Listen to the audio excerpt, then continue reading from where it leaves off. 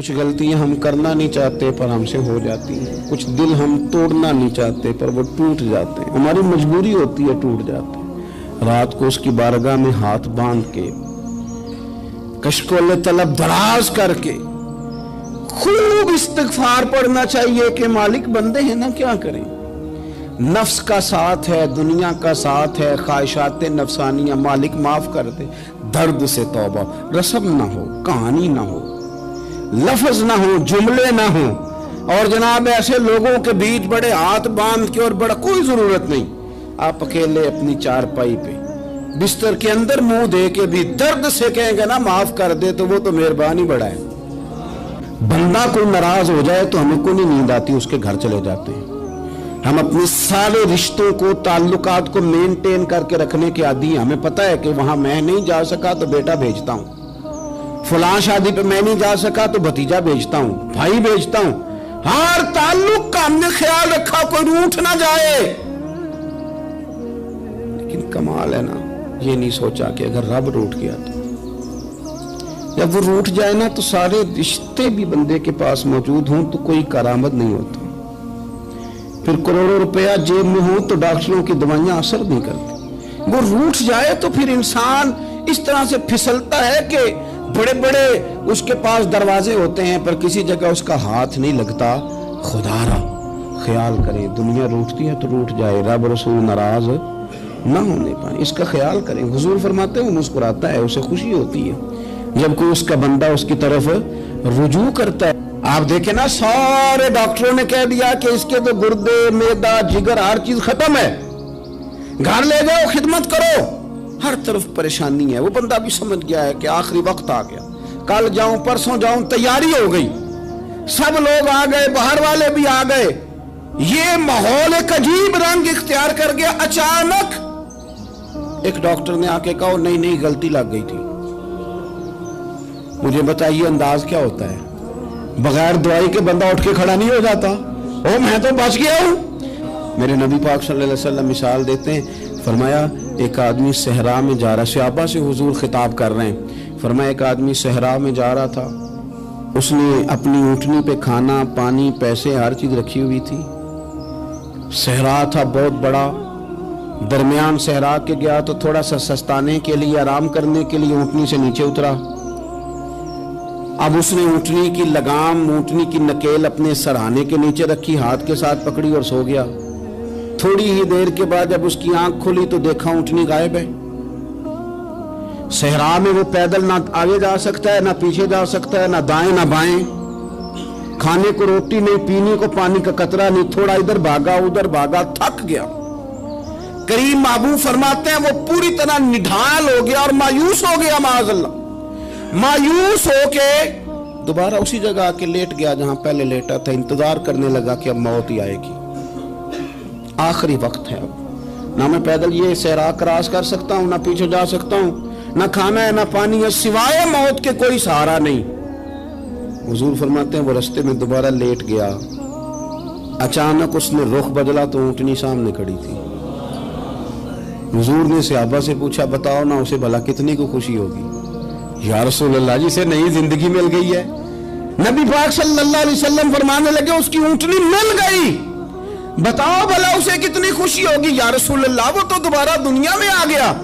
حضور فرمانے لگے اسے کچھ بھی خوشی نہیں ہوئی۔ جب کوئی رب کا گناہگار بندہ آ کے توبہ کرتا ہے، رب کو اس سے کئی گنا زیادہ خوشی ہوتی ہے۔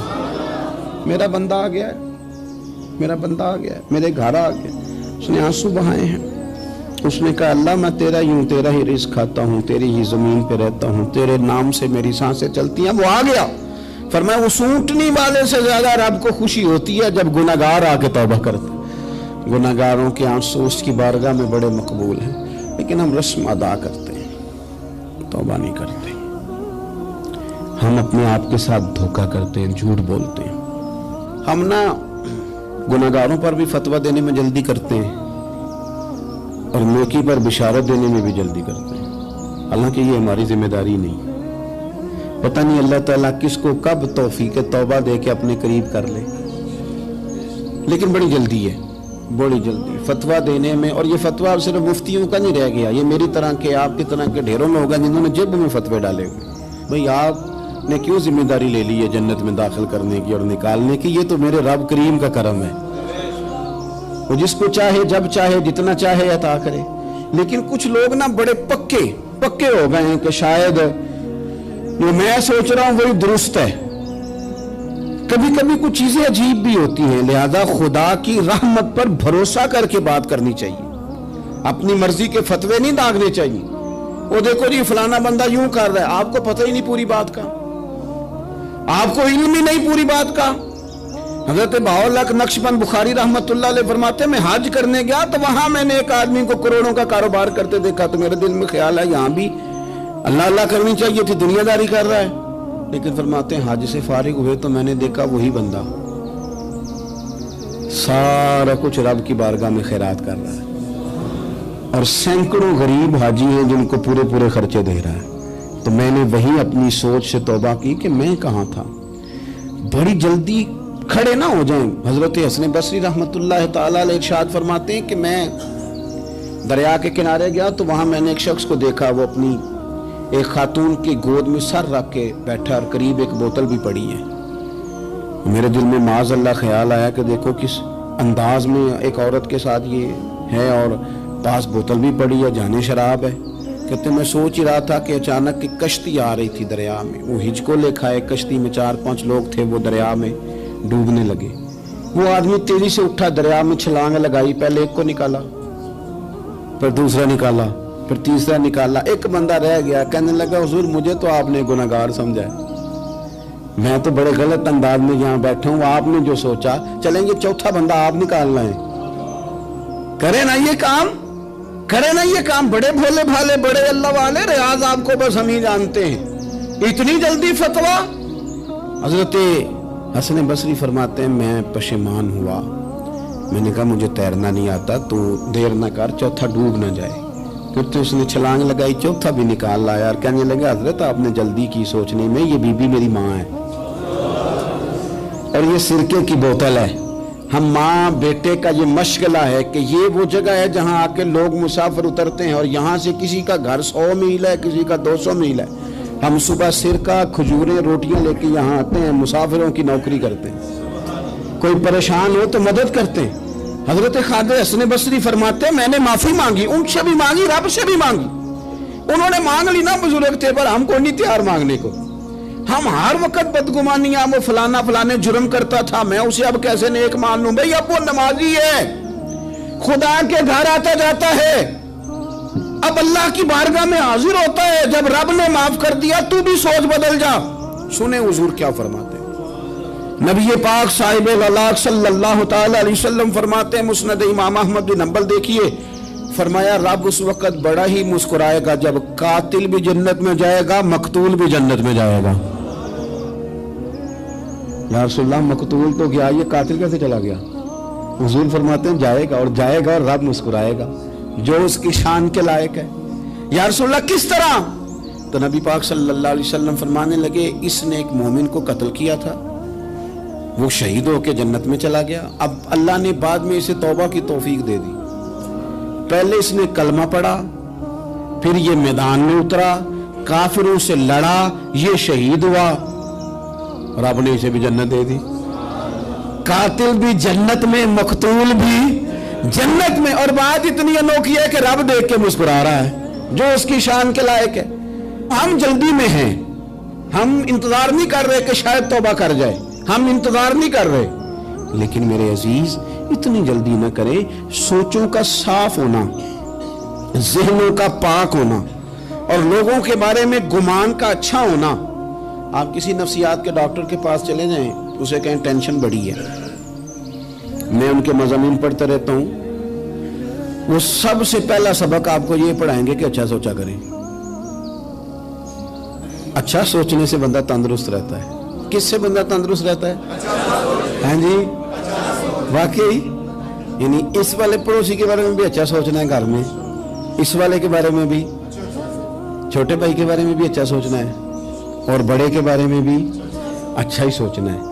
یعنی اپنی برادری قبیلے کے بارے میں بھی اچھا سوچیں، جو قبیلے کا نہیں اس کے بارے میں بھی چلیں تھوڑا سا اچھا سوچ لیں۔ اپنے بارے میں تو اچھا سوچا ہے، بڑا میں کہتا ہوں کہ ہم اپنی غلطیوں سمیت اپنے آپ سے بڑا پیار کرتے ہیں، اور دوسرے کی ایک غلطی نظر آ جائے تو ہمیں گھینانے لگ جاتی ہے۔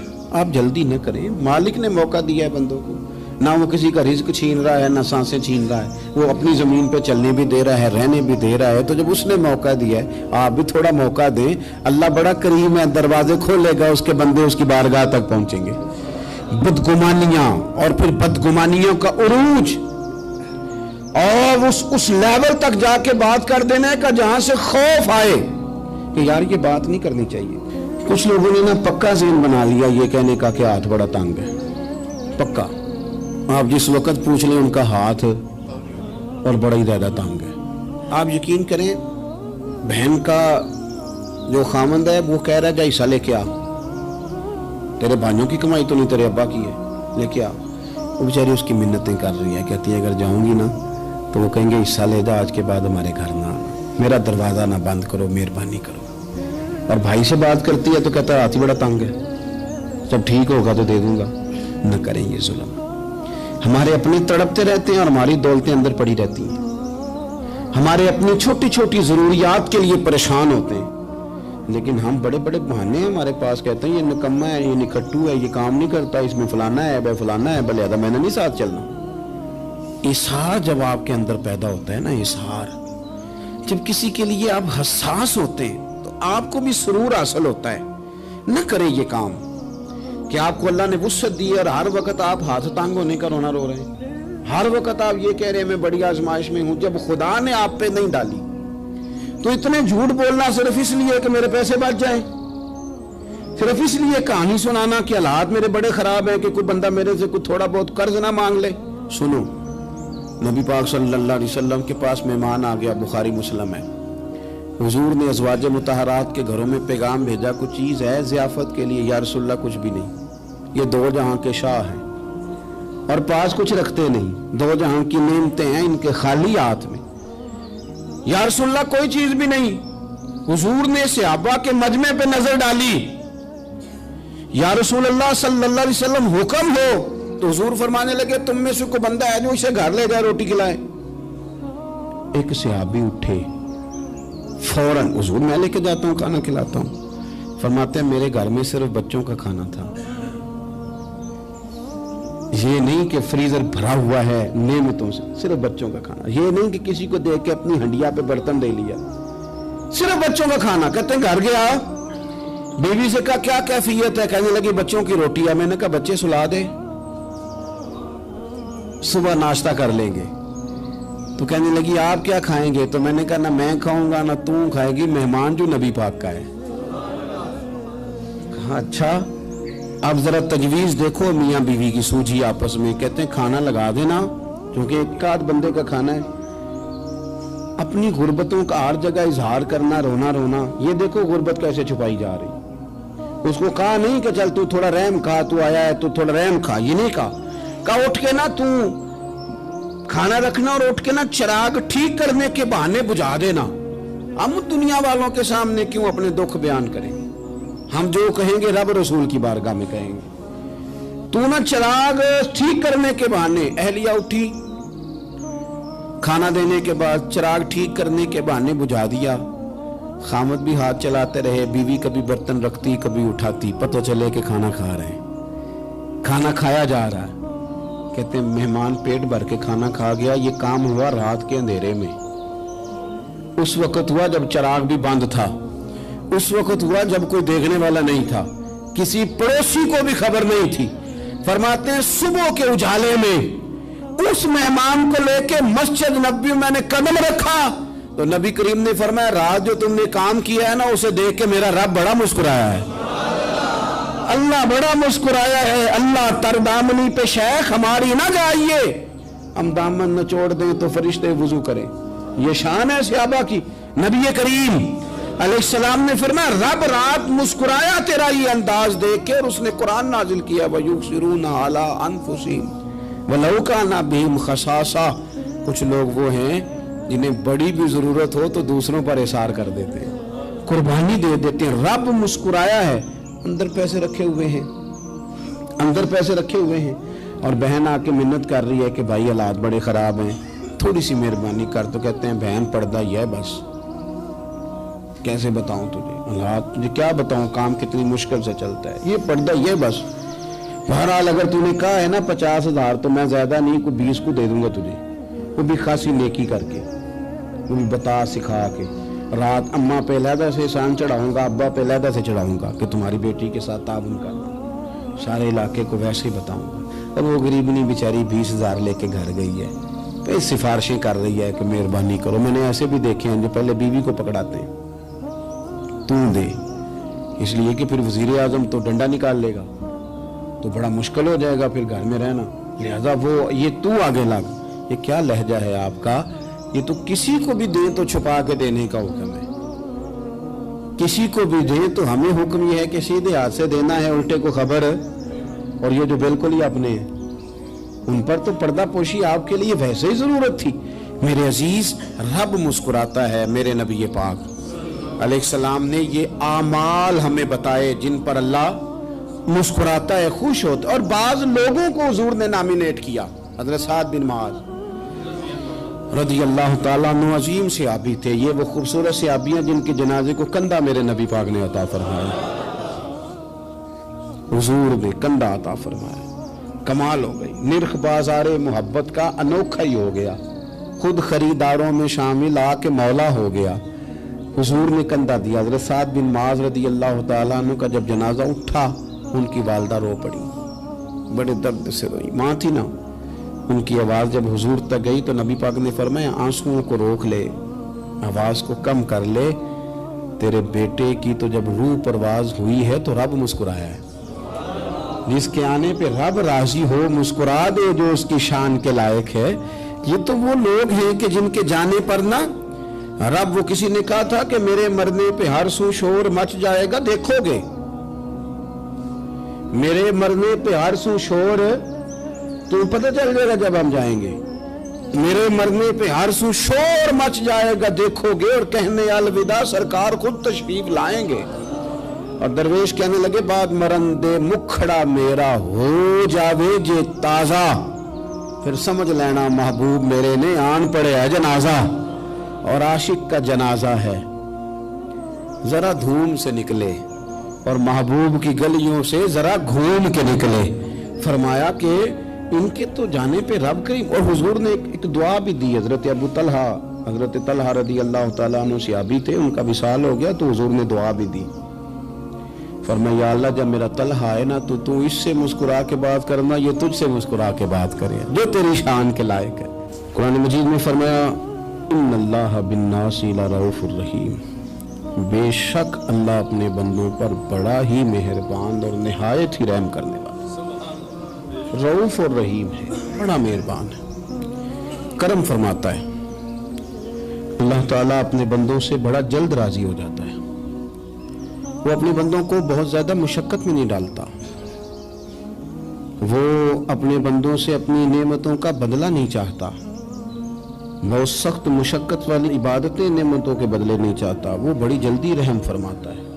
मेरे नबी पाक सल्लल्लाहु ताला अलैहि वसल्लम ने इरशाद फरमाया, बाज़ अहादीस में लफ्ज ये है कि अल्लाह अपने बंदों को देख के मुस्कुराता है जो उसकी शान के लायक है।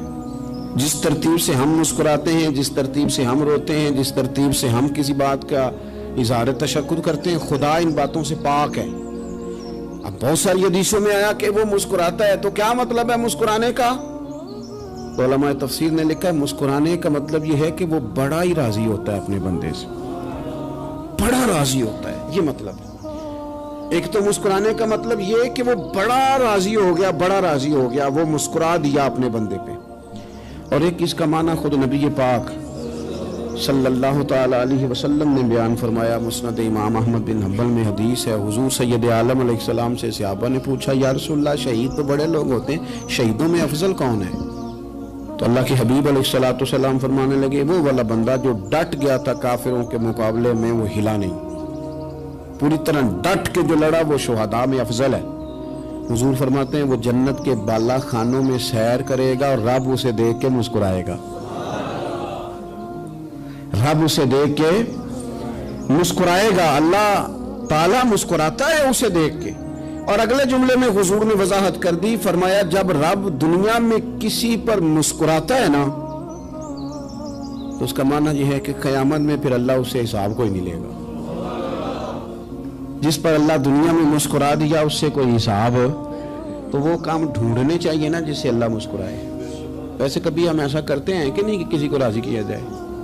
یہ کام ہم کرتے ہیں کہ ہماری کمپنی کا جو سربراہ ہے وہ ہم سے راضی رہے، جس ادارے میں ہم پڑھاتے ہیں اس ادارے کا بڑا ہم سے راضی رہے۔ یہ کرتے ہیں ہم، اس کے لیے کچھ نہ کچھ ہیلے بہانے ہم کرتے ہیں۔ برادری، قبیلہ، علاقہ، بستی، لوگ کسی طریقے سے ہمارے ساتھ مطمئن رہیں، کرتے ہیں نا یہ سارے کام۔ اس میں تھوڑی مشکل بھی ہمیں آتی ہے لیکن کرتے ہیں، کیا کریں۔ گھر میں بھی کئی دفعہ ایسا ماحول بنانا پڑتا ہے۔ چلیں ایک اور میٹھی مثال دیتے ہیں، زیادہ سمجھ میں آئے گی۔ چھوٹا بچہ خوش رہے، آپ اس کے لیے محنت نہیں کرتے؟ وہ چھوٹا ہے، اس کو خوش کرنا فرض ہے ابا پہ، لیکن وہ کہتا ہے کہ میں نے موٹر سائیکل لینا ہے۔ چھوٹا ہے، چلا ہی نہیں پائے گا، تو ابا پھر اسے راضی کرتا ہے، کہتا ہے بیٹے چھوٹا سائیکل لے لے، چل میں تجھے اڑانے والا جہاز لے دیتا ہوں۔ مقصود کیا ہے کہ اس کو ناراض نہیں کرنا، یہ روئے نہ، اس کا دل نہ ٹوٹے۔ یارو سنو نا میں کیا کہہ رہا ہوں، اگر چھوٹے بچے کے لیے وہ چیزیں ڈھونڈتے ہو، میرے ابا جی نا اپنے نواسے کے لیے کھلونا لے کے آئے تو بچہ بڑا ہی کھیلا، تو ابا جی کہنے لگے لو پیسے پورے ہو گئے میرے۔ بچے کو پسند بڑا ہے نا، پیسے پورے کر چھڑے نے، دیکھو نا جی کتنا اس کو راضی ہوا ہے۔ تو انسان کیا کرتا ہے کہ کوشش کرتا ہے، چھوٹا بچہ بھی ناراض نہ ہو تو وہ چیزیں وہ ڈھونڈتا ہے کہ اس کو کیا پسند ہے، چاکلیٹ لے جاؤں، فلاں چیز لے جاؤں، آئس کریم لے جاؤں۔ تو ایک بچے کے لیے، گھر کے لیے، سربراہ کے لیے اتنی محنت کرتے ہو تو وہ کام بھی ہمیں ڈھونڈ کے تلاش کرنے چاہیے نا جس سے رب راضی ہوتا ہے، اللہ راضی ہوتا ہے۔ بتاؤں وہ کون کون سے کام ہیں؟ نبی کریم صلی اللہ تعالی علیہ وسلم نے ارشاد فرمایا 3 لوگ ہیں جنہیں دیکھ کے رب مسکراتا ہے۔ یا رسول اللہ صلی اللہ علیہ وسلم وہ کون کون سے؟ تو محبوب فرمانے لگے ایک وہ بندہ ساری مخلوق سوئی ہے، آدھی رات ہے، رات کا پچھلا پہر ہے، اس نے اٹھ کے وضو کر لیا، مصلی پہ کھڑا ہو گیا خدا کی یاد میں، فرمایا اسے دیکھ کے رب مسکراتا ہے جو اس کی شان کے لائق ہے۔ مسکراتا ہے اللہ۔ یہ تو سونے کا ٹائم تھا، یہ تو گہری نیند آنے کا وقت تھا، رات کا پچھلا پہر۔ رات پوے تے بے درداں نو نیند پیاری آوے، تے درد منداں نو یاد سجن دی ستیاں وی آن جگاوے۔ اور ساون کی کالی راتوں میں جب بوندا باندی ہوتی ہے، وہ راتوں کو اٹھ اٹھ روتے ہیں جب خلقت ساری سوتی ہے۔ اللہ مسکراتا ہے۔ اور سننا میرے بھائی، میرے نبی پاک صلی اللہ تعالی علیہ وسلم فرماتے ہیں جب مسلمان نماز کے لیے صفیں بناتے ہیں نا، ترتیب لگ رہی ہوتی ہے، اب اللہ کی بارگاہ میں کھڑے ہوں گے، قیام کریں گے، رکوع کریں گے، سجود کریں گے، فرمایا جب مومن صفیں بناتے ہیں تو رب دیکھ کے مسکراتا ہے، مسکراتا ہے۔ کمال ہو گئے عروج بندگی کا، جب بندے کو دیکھ کے رب مسکرائے۔ خدا بندے سے خود پوچھے بتا تیری رضا کیا ہے، مسکراتا ہے۔ اور میرے نبی پاک علیہ السلام فرماتے ہیں جب مجاہد جہاد کے لیے صفیں سیدھی کرتے ہیں، آج تو یہ رب کے نام پہ مرنے ہی آ گئے، یہ صفوں میں کھڑے ہوں گے، ترتیب سے لڑیں گے، ترتیب سے گلا کاٹیں گے کافروں کا یا شہادت لیں گے۔ فرمایا جب جہاد کے لوگ صفیں بناتے ہیں تو رب انہیں دیکھ کے مسکراتا ہے۔ کتنے نصیبوں والا وہ بندہ ہے جسے دیکھ کے مسکرا دیا۔ او یار کبھی تیرا بیٹا تیرے سامنے مسکرائے نا چھوٹا، تو تیرا دل باغ باغ ہو جاتا ہے۔ تیری ماں بیمار کسی ایک دن صحیح طرح ہنس پڑے تو طبیعت خوش ہو جاتی۔ مجھے بتاؤ نا جس کا رب بھی اسے دیکھ کے ہنس پڑے، جو اس کی شان کے لائق ہے، کیا اس بندے کے نصیبیں ہیں، کیا اس کے مقدر ہیں۔ آپ اس مقام پر اپنے آپ کو لائیں۔ اب دیکھیں نا یہ حدیث آپ نے سن لی، اب ہم نے نا اس طرح صفحے نہیں بنانے جس طرح ساری دنیا، اب ذرا صفحے بھی شوق سے بنائیں گے، آپ ذرا تھوڑا سا شوق پیدا کریں گے، بھئی یہ تو میں وہ کام کرنے لگا ہوں جسے دیکھ کے رب مسکراتا ہے۔ نبی پاک صلی اللہ علیہ وسلم نے فرمایا جب کو بندہ توبہ کرتا ہے نا، ہم توبہ کا رٹا لگاتے ہیں، یا اللہ میری توبہ یا اللہ۔ اور توبہ کا تو مطلب یہ ہے کہ پچھلے گناہوں سے پکی توبہ، آج کے بعد یہ غلطی نہ کرنے کا پکا وعدہ۔ تو نے ساری شب برات رو کے گزاری ہے، بتا سویرے جھوٹ جوڑنے کا ارادہ ہے تیرا، آج کے بعد رشوت تو نہیں نہ لے گا، ملاوٹ تو نہیں نہ کرے گا، یہ توبہ ہے۔ اور اگر سارے کام اسی طرح کرنے تو پھر یہ توبہ کا رٹا ہے، جتنا مرضی لگاؤ۔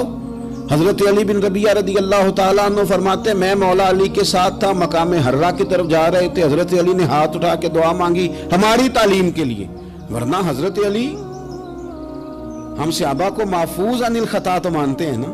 ہاتھ اٹھا کے کہا اے اللہ ہمارے گناہ بخش دے، تیرے علاوہ کوئی معاف کرنے والا نہیں۔ اور پھر حضرت علی آسمان کی طرف دیکھا اور دیکھ کے نا حضرت علی بن ربیعہ کو تو مسکرائے۔ حضرت علی بن ربیعہ کہنے لگے حضور مسکرائے کیوں؟ وہ فرمانے لگے ایک دن میں حضور کے ساتھ اسی طرح آیا تھا، اسی طرح حضور نے دعا فرمائی تھی ہماری تعلیم کے لیے، اور پھر حضور مجھے دیکھ کے مسکرائے تھے اور فرمایا جب کوئی بندہ رب کی بارگاہ میں اس طرح استغفار کرتا ہے تو رب مسکراتا ہے، اور مسکرا کے فرماتا دیکھ لو میرے بندوں کو پتا ہے کہ میرے علاوہ معاف کرنے والا کوئی نہیں، انہیں پتا ہے، تم اس کی بارگاہ میں رجوع تو لاؤ، آؤ تو صحیح دعا سو لے کر۔ اقبال کہتے ہیں کہ اسیر دشمن کی چاہ میں بھی، مخالفوں کی نگاہ میں بھی، امی ہے صادق ہے معتبر ہے، میرا پیغمبر عظیم تر ہے۔ نبی پاک صلی اللہ علیہ وسلم تشریف لائے، انہوں نے کہا جی آپ جو فیصلہ بھی کریں قبول ہے، آپ بتا دیں کون سا قبیلہ حجر اسود اٹھا کے، باقی خانہ کعبہ کی تعمیر مکمل ہوگی، حجر اسود کون سا قبیلہ لگائے، پہلے طے کر لیا تھا جو حضور فیصلہ کریں گے سب کو قبول ہوگا۔ اب اگر حضور ایک کے حق میں فیصلہ کر دیتے تو تیار تھے نا باقی قبول کر دیں۔ اب وہ سارے قبیلے نظریں حضور پہ لگائیں، نتیجہ نکلنا ہے، یہ سمجھ لیں پاس فیل کا نہیں، فرسٹ سیکنڈ کا نتیجہ ہے۔ کس کو شہادت ملتی؟ ای شہادت بزور بازو نیز کس کو ملتی ہے؟ قربان جاؤں حضور کی حکمت پر، نبی پاک کے تدبر پر۔ اب ایک کو بھی اگر حضور کہتے تو لگا دے تو باقی وعدہ کر چکے تھے مانیں گے، پر یاد پریشانی تو ہوتی ہے نا کہ ہم سیکنڈ آ گئے، تھرڈ آ گئے۔ اب یہ سب چاہ رہے تھے شہادت لینا، تو رسول پاک نے نا چادر بچھائی، حجر اسود اٹھا کے رکھا، فرمایا لڑو نا، سارے یہ ایک ایک کونے سے چادر پکڑ لو، قربان جائیں۔ سب نے اٹھا لیا اور اٹھا کے جگہ لے آئے جہاں نصب کرنا تھا، حضور نے اپنے دست مبارک سے پکڑا، وہاں لگا دیا۔ اب کوئی سب سے پوچھتا نا کس نے لگایا ہے تو سب یہی سمجھتے تھے ہم نہیں لگایا ہے، اور آخری فیصلہ یہ تھا ہم سب نہیں لگایا ہے۔ یہ حکمت ہے رسول پاک کی، تیرے آگے ہے یوں دبے لچے فصحا عرب کے بڑے بڑے، کوئی جانے منہ میں زبان نہیں بلکہ جسم میں جان نہیں۔ نبی پاک علیہ السلام نے فرمایا جو نماز تم اپنے گھر کے اندر پڑھو گے ایک نماز کا اللہ تمہیں ثواب دے گا، جماعت کے ساتھ پڑھو گے تو 27 نمازوں کا ثواب، لیکن فرمایا وہی نماز اگر تم میری مسجد نبوی میں آ کے پڑھو گے تو اللہ 50,000 نمازوں کا ثواب عطا کرے گا، 50,000 نمازوں کا۔ اور مدینے والے حبیب فرمانے لگے وہی نماز اگر تم نے بیت اللہ میں آ کے پڑھی تو نماز ایک ہوگی، لیکن رب تمہیں 1,00,000 نماز کا ثواب عطا فرمائے۔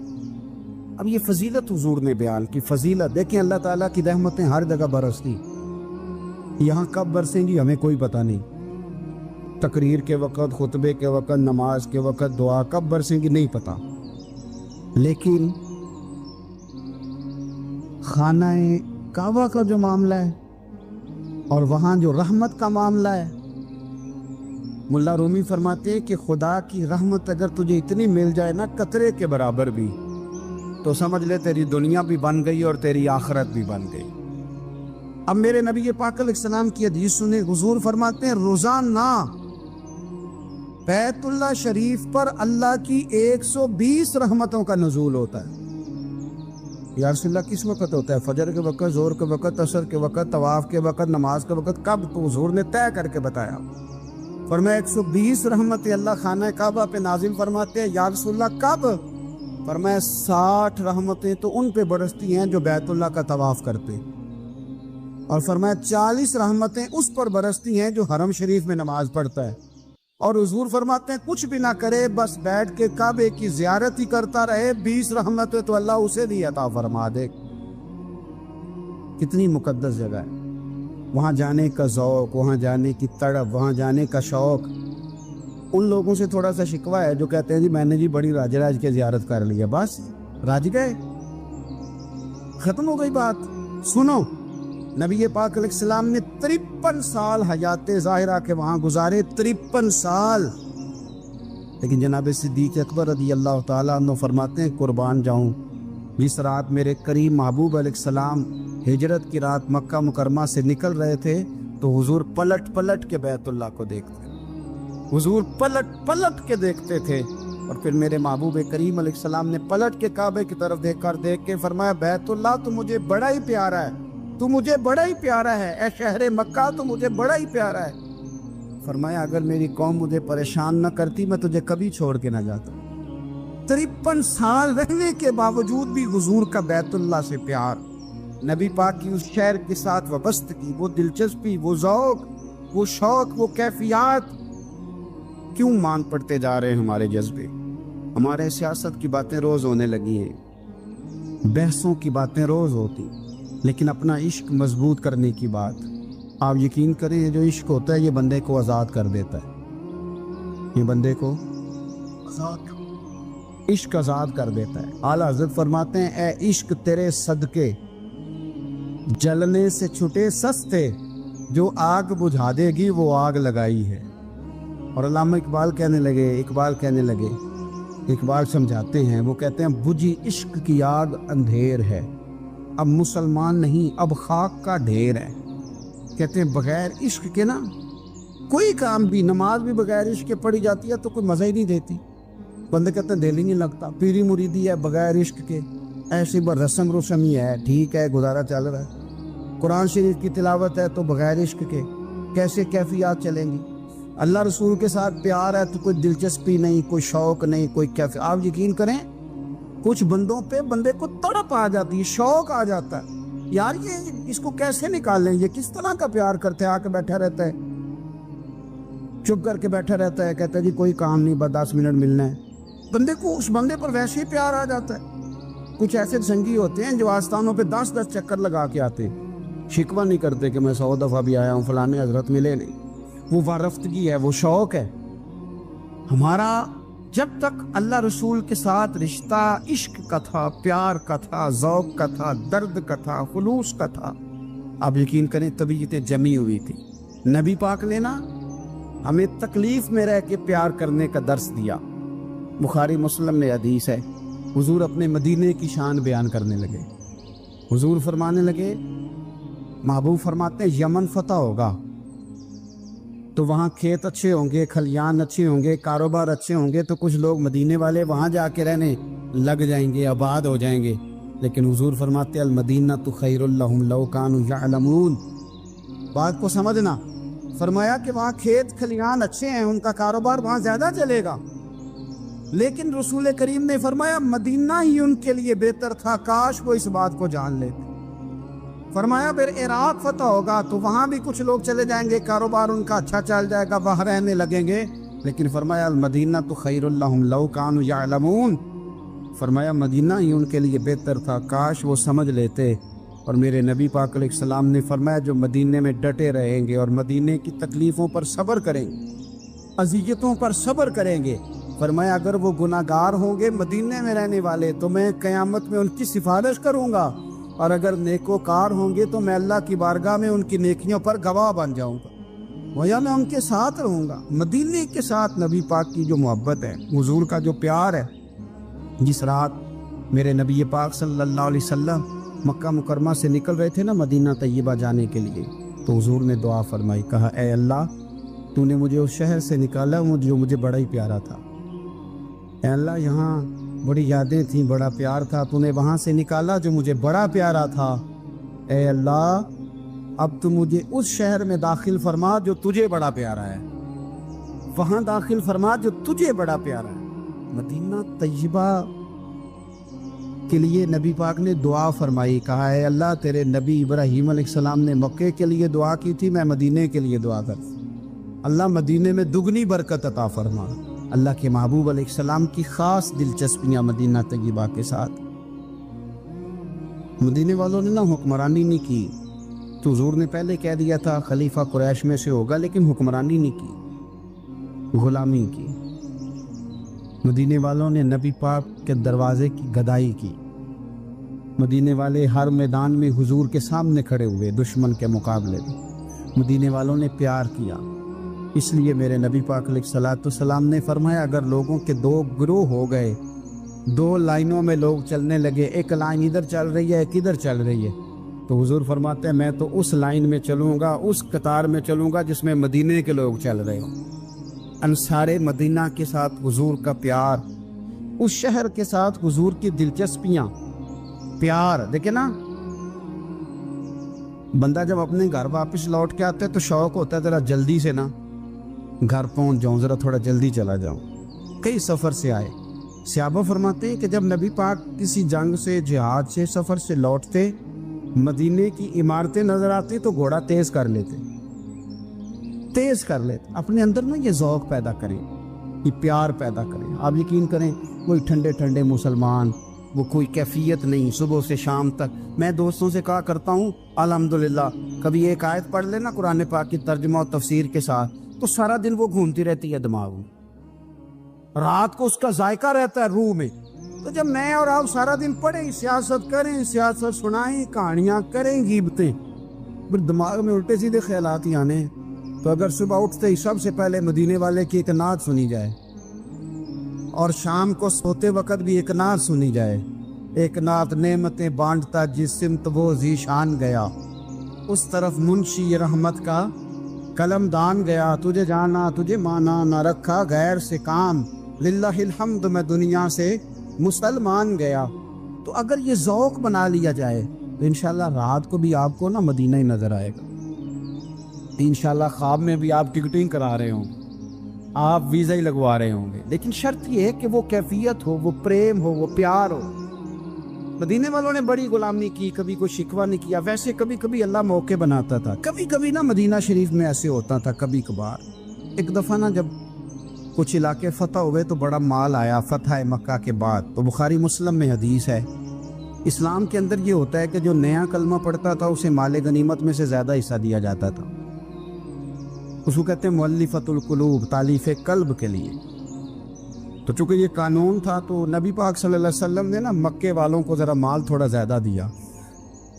مدینے میں سے ایک آدھ نوجوان نے کہا کہ حضور نا آپ اپنے رشتہ داروں کی طرف توجہ زیادہ کرنے لگے، یہ بھی محبت کی جنگ ہوتی ہے نا، قربان جائیں۔